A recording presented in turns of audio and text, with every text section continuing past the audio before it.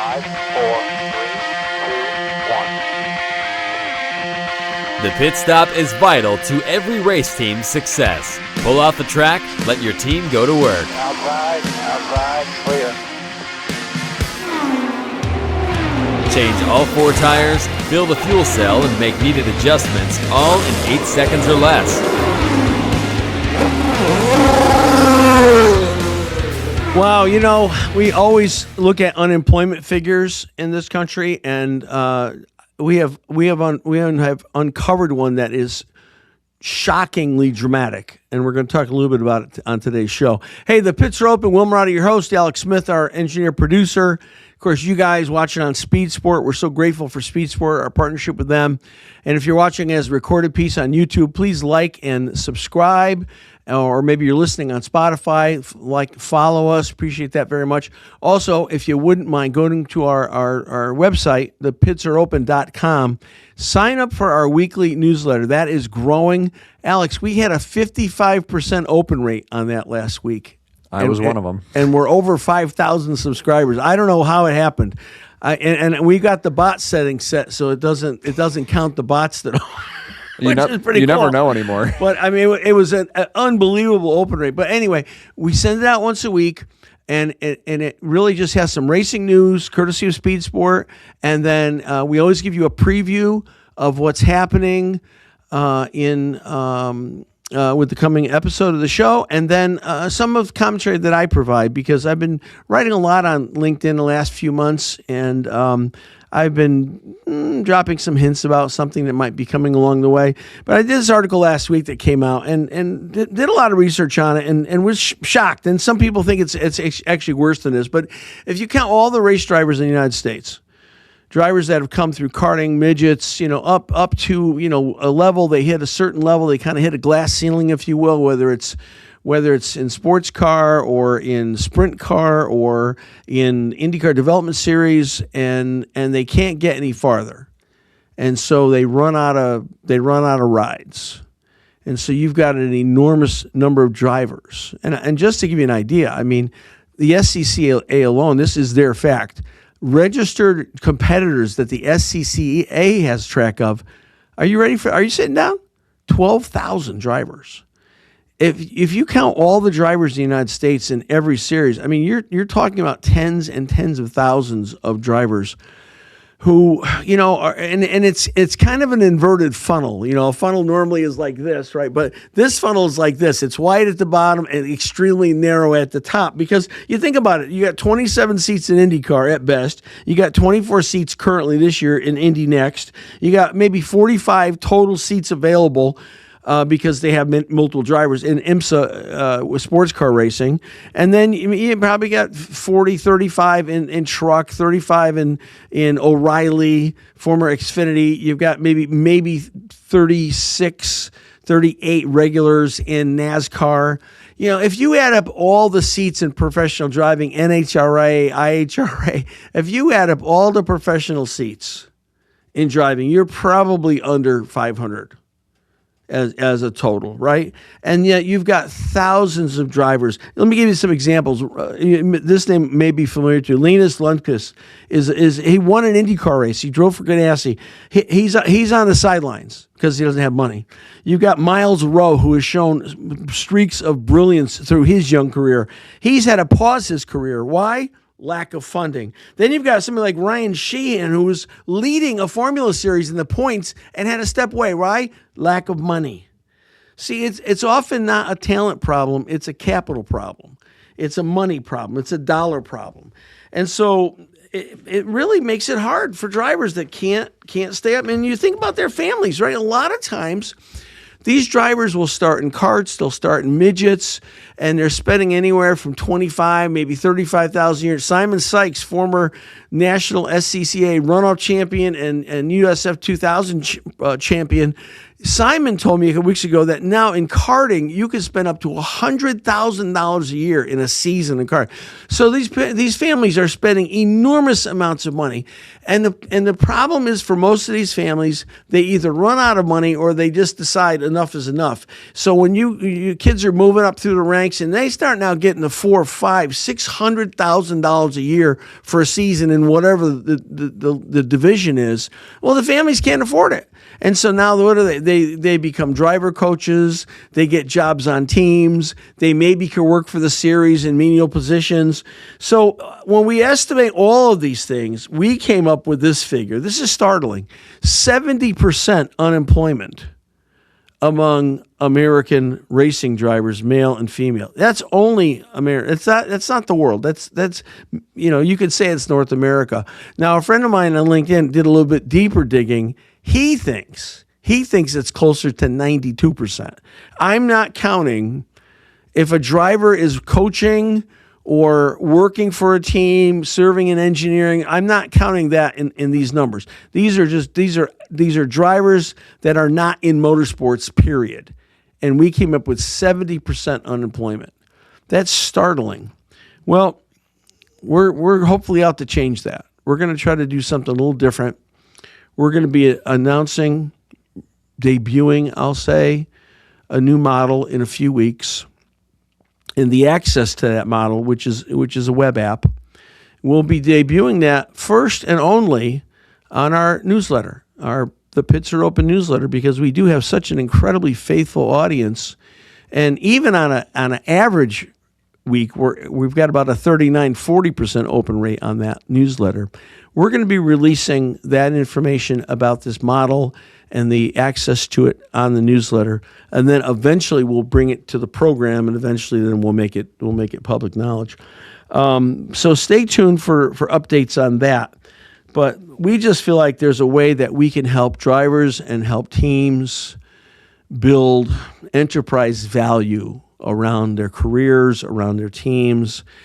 And that does a couple of things. Number one, best thing it does is it reduces dependency on sponsorship, because, listen, the sport rises and falls on sponsorship. Teams count on drivers to bring sponsors or cash. Teams depend on just pure driver funding to survive. Sponsors come and go with economic cycles. They come and go with new CEOs, new CFOs, new CMOs. Careers are built on temporary financial alignment and not long-term value. And we want to help drivers and teams change that. And we've had quite a team working on this project, and I'm thinking it's going to make a big deal. It's going to make a big difference. We're not going to fix the whole problem. Racing's always going to be a capital-driven sport. Let's not kid ourselves. But we want to try to make it more stable for the folks that are in it and some of the new folks, men and women, coming into the sport. And so we'll be talking about that in a few weeks. All right, listen, right now we're going to take a break. Got our first guest in the bullpen waiting to come on. Good friend, Brad Zimmerman. We'll talk about him when we get there. Right now we're going to take a break, show some love to our sponsors, and we'll be right back. All right, welcome back. Pits Are Open. Will Marotti, Alex Smith, and our first guest. I'll tell you, I don't know how I got to know Brad, but I was really, it might have even been on LinkedIn years ago. I don't really recall, but I know that I was really impressed with a lot of what he had to say, and I wanted to learn from him. And I know we ended up hooking up at Indianapolis a few times. And Brad is the president of BZ Strategic Partners, where he advises organizations on brand strategy, executive leadership, partnership development. He had a long tenure with Pratt Miller Engineering. Many of you are familiar with Pratt Miller. They, for years, thought of as, and still to a degree, the factory Corvette team in IMSA, and have won numerous titles, and amazing team. When Brad was there, he led marketing, partnership initiatives, brand management, strategic alliances, communications. He was instrumental in that role. Now he's been serving as his president of his own company, and he has a new responsibility as well. I'll let him tell you. So, ladies and gentlemen, let's welcome back Brad Zimmerman. Hey, Brad. Hey, Will, how are you? Great to have you. Thanks so much for coming on. Hey, real quick, tell the folks what else you're doing that I didn't include in that introduction. You've got an interesting new thing that you're working on. I think is cool, especially as a pastor. All the juggling. Yeah, so it's called Eternal Fan. Yeah. I actually started doing work for the founder for him just after COVID, kind Yeah. of a side hustle. And it is a disruptive fan memorialization program. We have a program currently at Richmond Raceway. So there's a 21-foot tall piston that's upside down. And then there is a monument that's due to be put in the Jaguar Stadium once they finish their Yeah. renovations. And basically, to cut to the chase, when people pass away and they get cremated and their family has remains, they can put them in these objects, these monuments at their favorite place where their sporting event took place. So we're currently doing deals with baseball, football. We have a racetrack already. So it's a very growing. Yeah, it's pretty cool. Wait a minute. I don't know if I could convince my wife of this, Brad, but when it's my time, I would love to be placed in a replica of a Borg Warner trophy at Indianapolis. That's where I'd like to. Yep. I think anytime you spread ashes on your own, it's 99% illegal. And I would imagine that there's a bunch of ashes already in Indy. But we bring a solution to solve that problem for people, and everybody wins. So well, I can't tell the story on the air, but I know exactly of at least one quantity of ashes that was spread in Indy. I was called on to find out how we appropriately handle it, which was odd. But anyway, hey, listen. I love reading, and if you want to follow Brad, I guess your social media, but I think LinkedIn is the best place to be. I mean, I'm on LinkedIn. I think you do as well. And Brad is prolific on LinkedIn. He's got stuff out there all the time. And a couple of things that really caught my eye recently. You know, we've always talked about the value of hospitality, and you know, I mean, some people really get it, some people don't. Mm-hmm. Formula One figured out a long time ago that hospitality is vitally important in what you're doing. It really depends on the series. It depends on resources, what you have. I think Indy, the 500, does a great job of hospitality. How has that changed over the years, Brandon? How important is it now that we provide, you know, top level hospitality for sponsors? I think it's crucial now. I first came into motorsports as a fan when I was a kid going out to Pomona. So I first saw hospitality at NHRA drag races. Mm-hmm. I still think they're somewhat of the pioneers, at least in America, for having an integrated hospitality unit almost on top of the pits. So I thought that was great. And over the years, you saw the programs get bigger and bigger and the awnings get bigger. Kart, Champ Car, you know, from what I know, which turned into IndyCar, they were right on their heels when they raced at street courses and places other than fixed racetracks. They brought in their own hospitality. Very similar, but able to control the message and literally control people's view of what they see. And then NASCAR, I think, has always been behind the ball because they've always had this track fight between the teams. Yeah. Can you get your own hospitality and bring it into a track? Yes. Do you have to pay for the space? Do you have to pay to block out the food vendor and the drink vendor? That's $25,000. So it very quickly becomes cost prohibitive at the NASCAR level. However, I do see that there is some working together with those groups where the tracks aren't going to be as greedy because these teams, even down the level on the cup side, the smaller cup teams, they're rolling in with literally double-decker trailers. You know, something that, you know, that I was told in the early 2000s that those were not even allowed on track because they were too tall. And now I know that I think there's 3 of them out at cup races. So it's quickly advancing. It's very important because if you are entertaining people and companies and their guests for millions and millions of dollars, the hospitality level has to be at that same level, expected level or more. And the suites that you can rent at tracks, they're not terrible. Some are, most are not. But it's, you know, it's white walls, it's rubber chicken and light beer. And it's not an extra experience. Well, you know, and you think about it. I mean, my goodness. I mean, I know the tracks want to make money. I know the promoters want to make money, but you don't have anything. I mean, first of all, you don't have anything about your fans. You got to. I think fans most important because the fans pay the bills for everything. Yeah. But then you've got to let the teams be able to do what they need to do to take care of it. As you said, some of these sponsors spending millions of dollars. You can't stick them in a. I mean, I'm thinking of one track, a track that I love, an IndyCar, IMSA races there, IndyCar races there, a track that I love that. You know, their hospitality is at best ancient. I mean, it's it's unbelievable. And these people they're used to high end stuff. Yeah. So you can't dump them in a wooden box with no air conditioning and expect that they're going to enjoy that, right? So I think you got to work with the teams. Forget about your profit margin on your hot dogs and soda a little bit, and let the teams do what they have to do, but not soak them. Yeah. I mean, how much do you think McLaren pays for that spot at Indy where they set up the giant black McLaren double decker tent? They must spend $100,000 for that easy. I would say easy, plus to staff it, plus the food and beverage, plus whatever entertainment they have. Right. It's for a guest experience. They don't care about any of that. They just want to make sure that when they go there, like they want to have their socks blown off.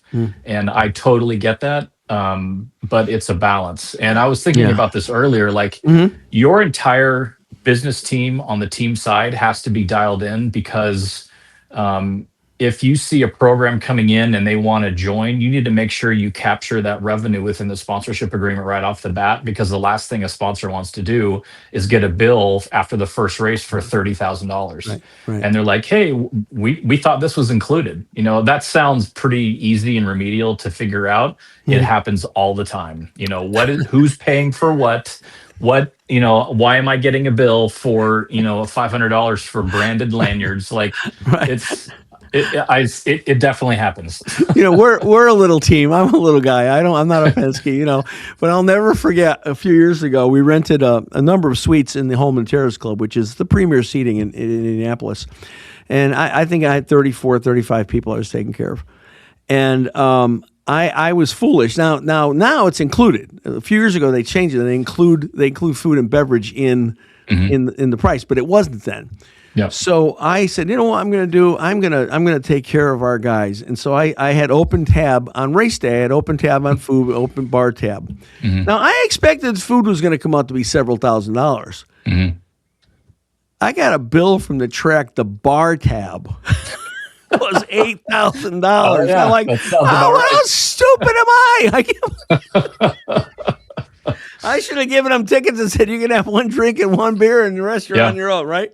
Yeah. But anyway, imagine being a sponsor and you're activating at 10 tracks. Yeah. Right, so it adds up quick. The other thing that you posted recently, I got a kick out of, and I want you to explain it because I understand it better now having talked to you about it. But, and we all know this, that especially in long races. I mean, I remember the 6-hour, 7-hour rain delay a couple of years ago at the 500. We were up in the suites, and I mean, people were just losing their minds. It was just like you could only, it's only so much you can do, and you don't want to be outside. It was raining, lightning, tornadoes, whatever. So you've got to be able to entertain the folks, and sometimes, particularly in longer races, and I can't imagine the stress of like a Sebring or a Rolex when you're talking about gobs of time. Yep. You got to find ways to entertain folks and kind of pick up their spirits sometimes. So what is your idea for? Well, I am also CEO of Kooky Ideas. So to take it one step further, the people that come to these races, whether it's sports car or IndyCar or NASCAR, even the executives, most of the people coming don't want to be there. They have to go because they have to go. So you have to go the extra mile to entertain these people. So the idea is have a DJ in your suite or in your booth, watching either the live feed from TV or I know NASCAR does a good job with their in-car cameras. So like you can watch right over the hood for the whole race. Put on some headsets that are attached to the DJ. He's watching the same screen, and maybe play music that is commensurate with what they're doing on the track to give another level of excitement. Because the last thing you want to do is give headsets to your guests. They listen to the TV broadcast or they listen to radio and they don't know what the hell's going on. Right, because, you and me and your audience, we like going to a race and we can figure it out on our own. We are in the minority. Most people that go there, they have no idea what's going on. So even someone just to go in their headset and say, there's going to be a pit stop in 10 laps, watch for this, this, and this. Right, yeah. So I think some teams do that, but I don't think everyone does that. But just only the big boys. Only the big boys. But that is, and that technology is so available and so simple now, right? I mean, anybody can do that. Yeah, anyone can do it. it's just experimenting with it. And I think if it's a controlled environment for a team and just their 10 or 15 guests, it's super easy. Yeah. Could you scale it, to a bigger audience? I don't think it's that crazy. Why But not? again, just trying to bring in new eyeballs, bring in another layer of culture on top of racing through music, and on top of a live product. So, that was kind of my idea. All right. Well, we're gonna show some love to our sponsors right now. So we're gonna take a break. Hold it. Sure. We're gonna come back. I want to talk some more about this. Thanks so much for watching on Speed Sport. We'll be back in just a moment. Don't go away. This segment is brought to you by America's Christian Credit Union. If you want your money working for you without stepping away from your values, this is worth a serious look. Right now, America's Christian Credit Union is offering a 12-month certificate at 4.5%. That's one of the highest rates in the nation, and it's all available for a limited time to new members. You can open with as little as $1,000 or invest up to $1 million. It's called a term share certificate, similar to a CD but grounded in mission. Lock in the rate while it's available. Visit americaschristiancu.com/pits to get started. Hey, welcome back. Pits are open. Will Roddy, Alex Smith, our engineer, and joining us, a good friend, Brad Zimmerman. Brad is the president of BZ Strategic Partners, and also is the chief marketing officer for Eternal Fan, which is a really cool company. You think about it. Brad, for folks that joined us late, give us the 30-second overview of Eternal Fan. It's so cool. Eternal Fan is a fan memorial concept where we partner with college and pro teams to build monuments on their property or their campus. And underneath the monument are basically columbariums. And when people pass away, they can put whatever they want in there, their tchotchkes, including cremated ashes of their loved ones. Wow. This is a very disruptive company. I usually get the eye roll right off the bat, but literally the next sentence is, you know what? My uncle who's in the closet would love to would do this. So it's I've also found out that the Americans are really tight about talking about anything having to do with death. Yeah. And I think that's another thing that culturally we need to get more hip to, because the rest of the world, they treat it like it's just a natural step of life. Right. And it is. Right. It is. Yeah. Right. That's right. I just think it's amazing. It's a great company. I think it seems very disruptive. Yeah. Hey, let's talk about sponsorship for a minute, because I think you and I can both agree sponsorship has changed a lot in the last 10 years. And a lot of teams that publicly you might think they're getting the big bucks, they might. I'm thinking of an IMSA team right now. It's a GTD team. Mm-hmm. Someone who I'm working with, a great team. They're about 9 years old. They've been running. They're running. I won't say what they're running because it'll give away who it is. But they've been running a car for a while. Very successful. They've got a great reputation on the product. They get some help. They get some motors. They get some parts and stuff. But they're an independent team. They got to raise the money themselves. And most teams are like that. There's very few teams. Unless you've got 35, 50 car dealerships, or you got 100,000 trucks to lease, or you got a chain of restaurants around the country, you're having to get on the phone and dial for dollars, and you got to look for it. How do you think the landscape is right now? I think in a lot of ways we haven't recovered fully from COVID in some behaviors. What do you think the landscape for sponsorship is right I was listening to your open, and I was breaking out in a cold sweat. I agree. I don't think much has changed.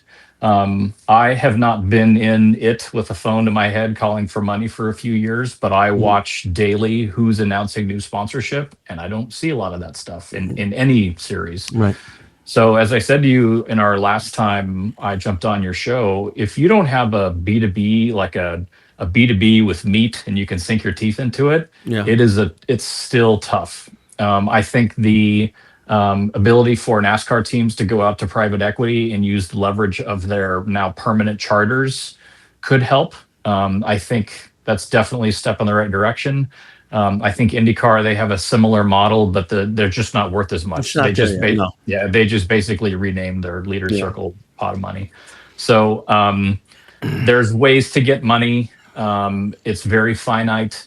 And unfortunately, a lot of the teams look for drivers and their parents and their dads, and that way. There have been a handful of good drivers that have been in that scenario, and there has been thousands of people where the driver has a great personality, their family has a lot of money, but they're terrible behind the wheel. And Yeah. unfortunately, that is permeated through all the way up to F1.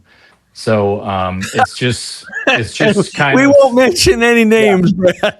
it's just kind of like what you got to deal with. And I was not a fan of it, and I am not a fan of it.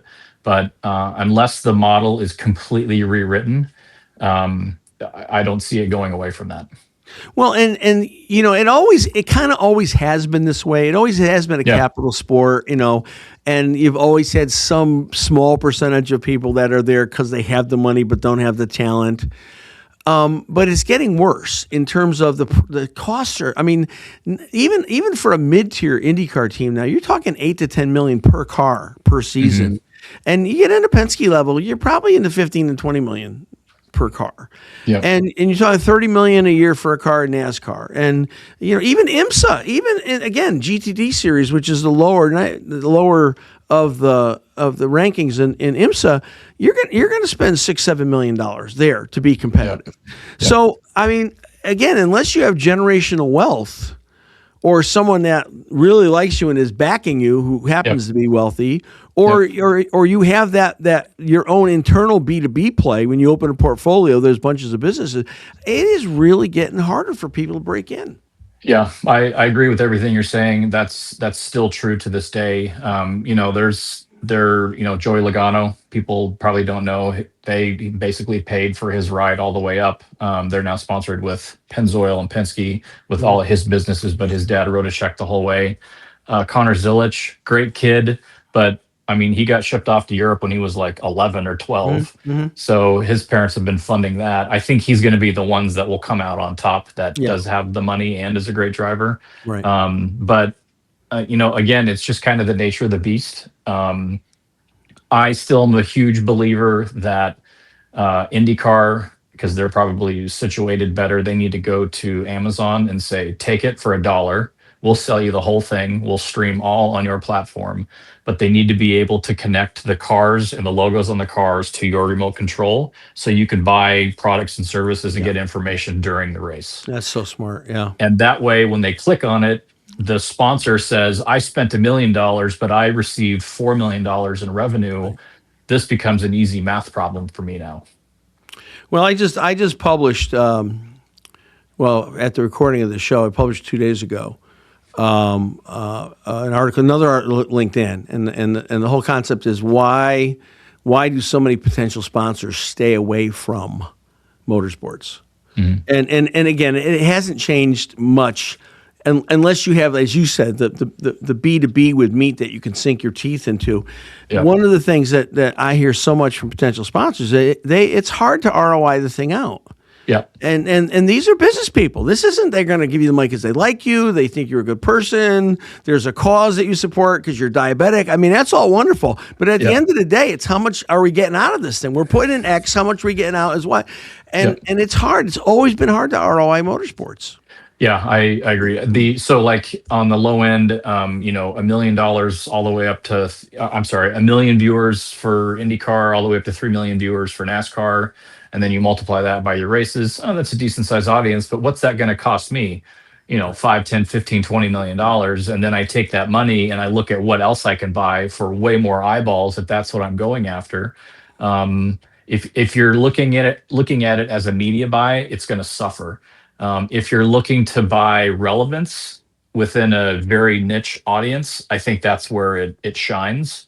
And I also think that the world is going more digital. It's never going to stop. Right. It's not going backwards. Right. Yeah. And I also think people are getting fatigue from digital. So they're going to look for real events they can go to and converse with other humans. So you are so on. I love it. So motorsports is a great pool to catch those people and give them those experiences. Well, we've been working on this project for about 6-7 months now, and we're listening to everybody. This isn't just, I thought this up.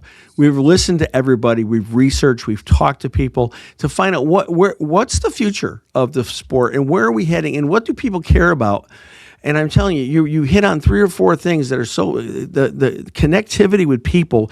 The younger generation, particularly, this is true in church. They're not coming to see rock shows anymore with lasers and fog machines. They want authenticity. They want a real experience with God. Same thing is true, right? They want to connect with drivers. They want to have real experiences.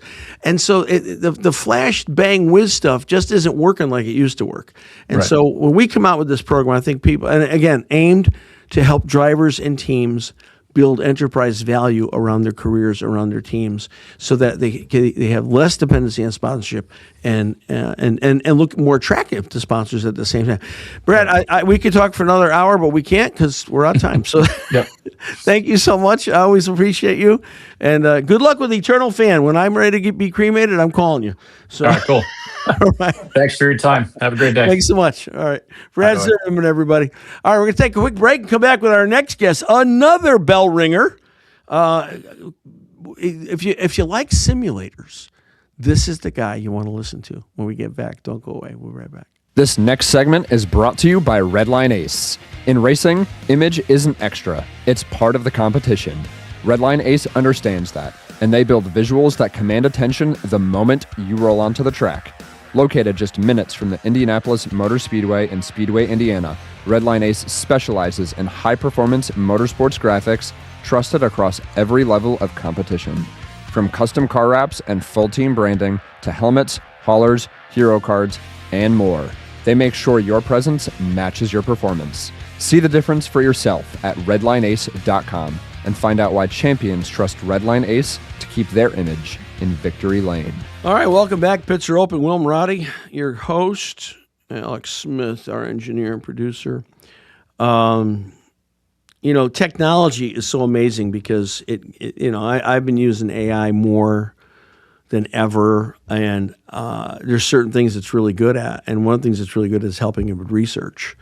And it can research something that would take me 3 or 4 hours to do. It can do in 10 minutes or 5 minutes or less. So it's really helpful. And so I say that because nowadays, and all the younger drivers I talk to are saying the same thing.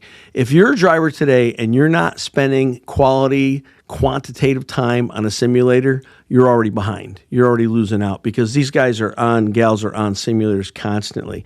And we have, I think, the preeminent voice in racing simulation right now. The co-founder and CEO behind SimCraft, one of the marquee names in simulators. And I'm so happy to have back on the program, second time, I think, Sean Patrick MacDonald. Sean, welcome back. Thanks, Will. Thank you so much for having me back.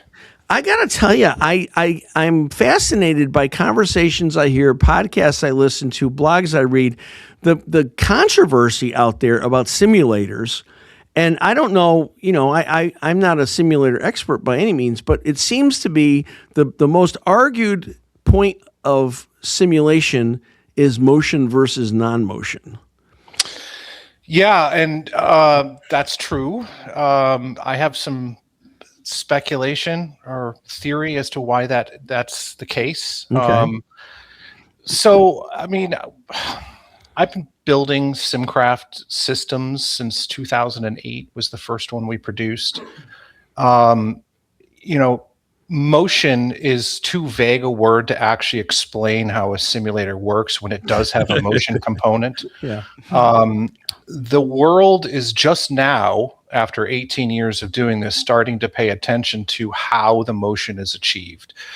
So we have had the privilege to work with a number of racing champions, a lot of drivers, and many of them, when they're introduced to SimCraft, sometimes have to be talked into getting into our system by perhaps another driver or driver coach or somebody they trust.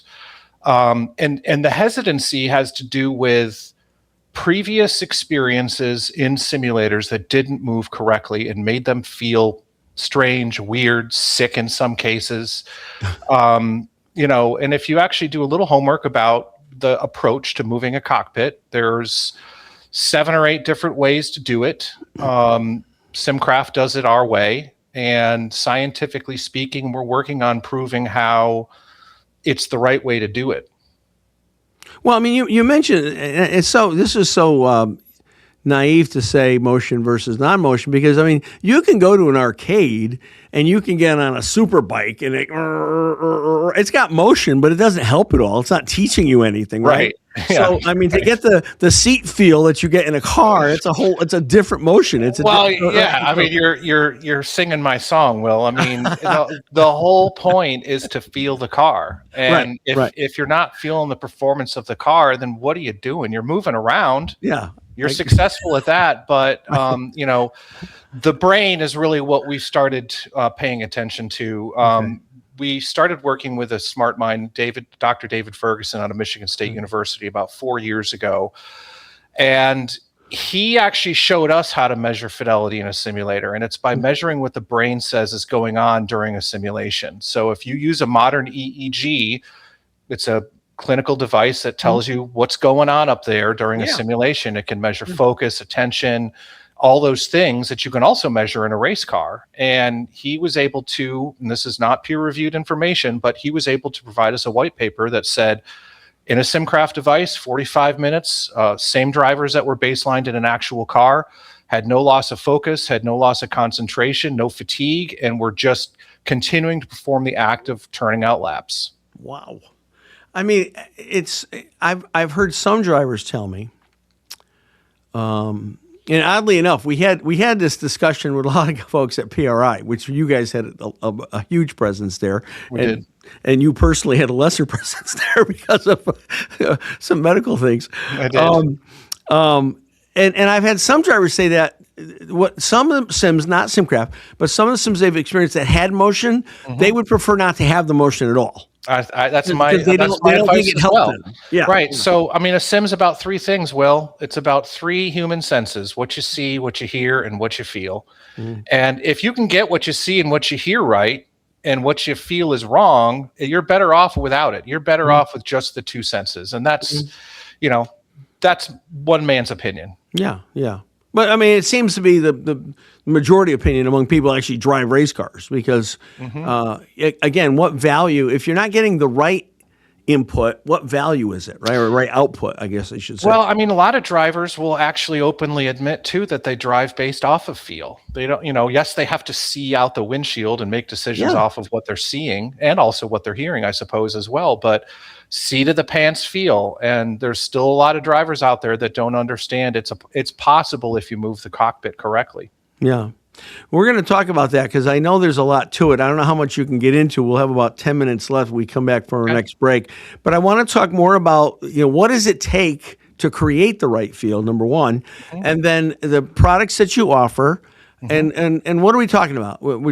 Introduction, mid-range, the best you have kind of stuff. Let's talk about that. Yep. And so we're going to come back. We're going to take a break. One more break for show some love to our sponsors, and then we'll be back with Sean and SimCraft. This is going to be an interesting segment. Don't go away. We'll be right back. This segment is brought to you by Schaefer Manufacturing.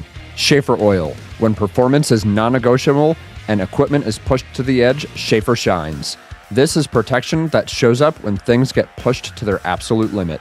Their advanced lubrication technology reduces friction, runs cleaner, lasts longer, and it helps prevent the kind of breakdowns that cost time, money, and momentum. That's why professionals in trucking, farming, and racing trust Schaefer.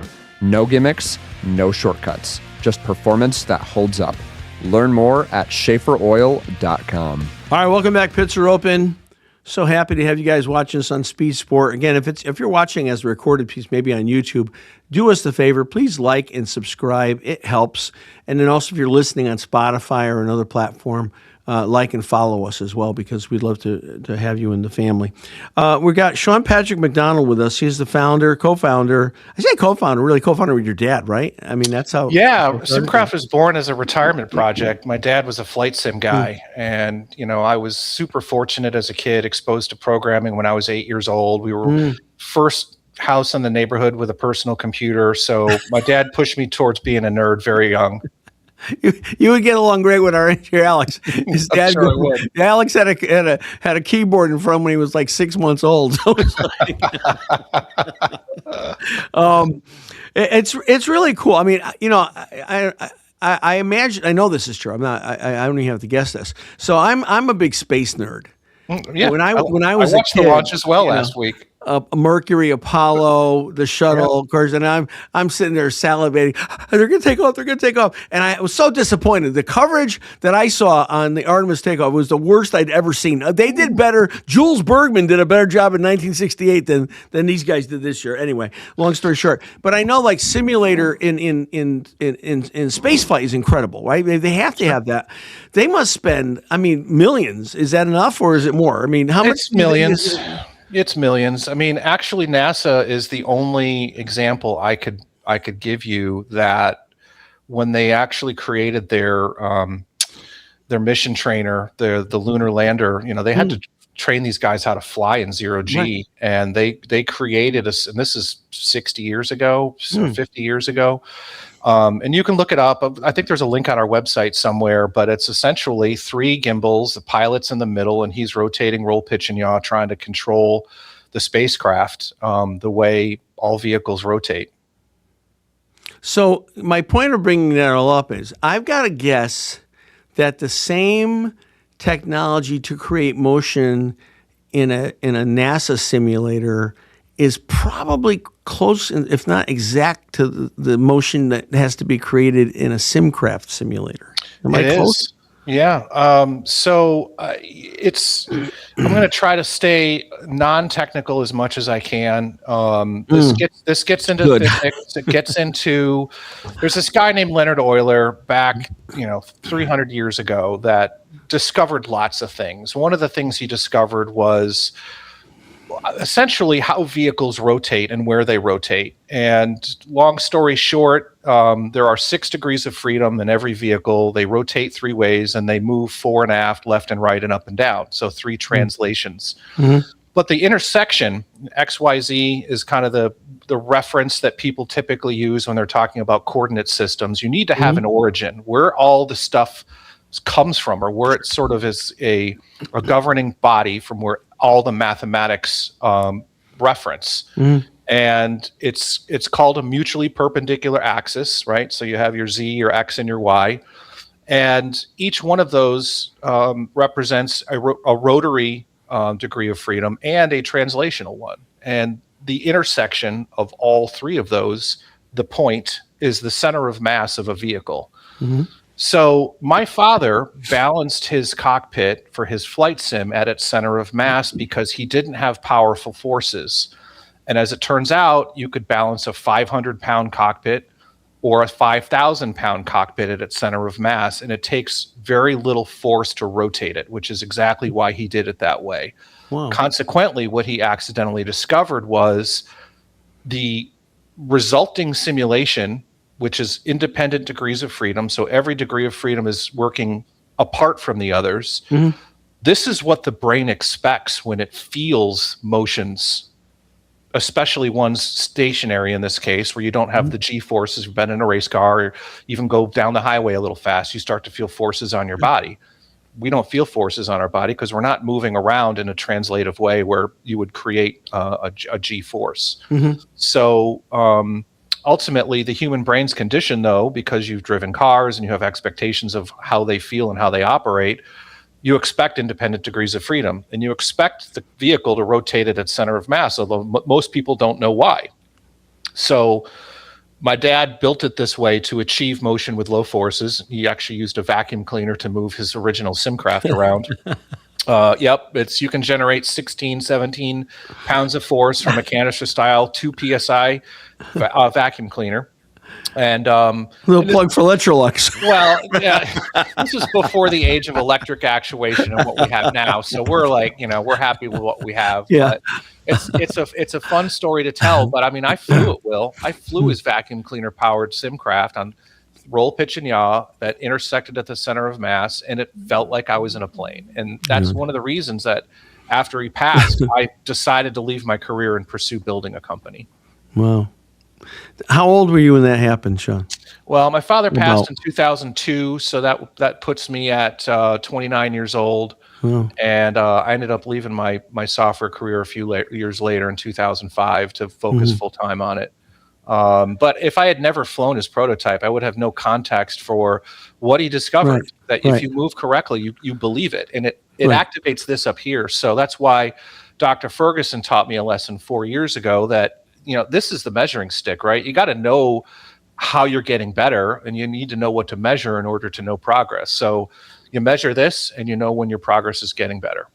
So I'm going to imagine with all the X, Y, X's and center, there's money to replicate that in a piece of machinery, right? So we both agree. In some cases, no motion is better than bad motion. All right. So I know you have different levels that you offer with SimCraft. So walk us through, because we have a lot of young drivers watching. Walk us through the levels of SimCraft. Well, we kind of have two sides to the house. We cater to full service, right? We'll build the system, we'll come install it, we'll train, we'll support after the fact, and it's just full service from beginning to end. And those systems are obviously going to be more expensive. They include everything. They include some components that are ours only, and they are included in our complete systems. Plus, homage to my father, who was the DIYer of all time. He liked to build things and create things. And so we actually have a builder's edition, which is a version of our product without the monitors, without the computer, without the steering and all the stuff you can buy off the shelf, which is in all these other simulators you have on the market. And so we kind of divide that way. And once we establish with a client, are they going to build it themselves and install their own software, or do they want us to handle it all? We split. So the three models we build are Grid 1. It's our starting point. It provides seat of the pants feel, which means it rotates on yaw to give you oversteer and understeer simulation. Okay. And those systems in a builder's edition are about 12 grand. Okay. A complete system's about 29,000. Okay. The middle tier we build is called the Apex CT. And this unit actually can have up to 4 degrees of freedom, but it starts at 2. You can go to 2 and then upgrade to 3 later. And then, of course, you can upgrade to 4 later if you like. That system actually allows us to mount bigger visual structures. So you can have larger triple screen arrays, bigger field of views, of some other features that we have in the Apex product line. And Builder's Edition for that starts, I think, around 25,000. Okay. And complete systems start around 55,000. Okay. Then we have our Apex GT. Now, the Apex GT was what we built first. It's the big sim that you see at PRI, and it looks like a complicated piece of machinery when you see it. Yeah. It's actually in Tony Stark's workshop in Iron Man 2. You'll see it in the background there. Just to give you an idea of the time frame here, that was in 2010 that we were fortunate enough to work with Marvel on that. But wow. So that system starts as a builder's edition. I think the builder's edition is around 45,000 to get started there, and goes all the way up to 160,000 for soup to nuts, 6 degrees of freedom. But it starts at 3. So the GT starts with roll, pitch, and yaw, which is where my dad started, what he had. And it's really, I get asked all the time, what do I need? I'm not really sure. And so right down the middle for me is an Apex GT with 3 degrees of freedom, roll, pitch, and yaw. And you have all 3 rotations to feel what the car's doing. And I would say for most drivers, young drivers, that would do it, right? 3 degrees? Yeah, I mean, there's a lot that you can get from just yaw and pitch. So there's a video on our website or on our YouTube as well. I got the chance to sit down with Ryan Hunter-Ray last year and chatted him up about his SimCraft. He originally bought one, and then we decided to sponsor him and brought LG in, and we upgraded him and made this thing. And there's this really cool segment at the end where he thought the filming was over, and he's just fawning over how much he can feel with just yaw and pitch. Wow. That's awesome. Well, oh gosh. I can't wait. I can't wait. I'm planning something else entirely different. I need to talk to you offline about. Okay. But I can't wait. I can't wait to be involved and see what your simulators can do. It's going to be wonderful. Well, hey, thank Sean, you. thank Yeah, you so much for coming on. I really Totally appreciate it. Love, and you didn't go too deep in the weeds, so you did good. I think everybody's Thank you. followed you really well, and we'll get you back on soon. So thank you so much. I really appreciate the opportunity, you. Thank you. Will. All right. Thank you, sir. Thank you. Sean MacDonald, everybody, SimCraft, co-founder and CEO. Again, I think the marquee name in simulators. You'd have to go far and wide to get a simulator more realistic than SimCraft. Hey, that's it. We're done. Out of here. Thank you so much, folks on Speed Sport. Remember, go to our website, pitsareopen.com, sign up for our weekly newsletter. It's growing, and there's a lot more in it.